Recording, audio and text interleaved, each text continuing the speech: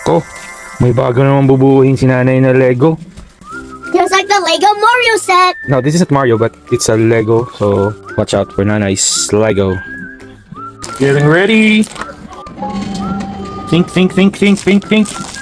Nako, anong problema si nanay? Uh-oh.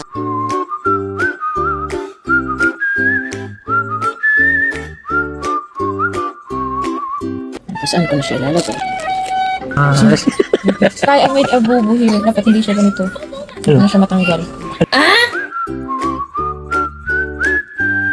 Oh! Lapit na! Finally, nanay got it! This is it. Good job, Nanay! Yahoo!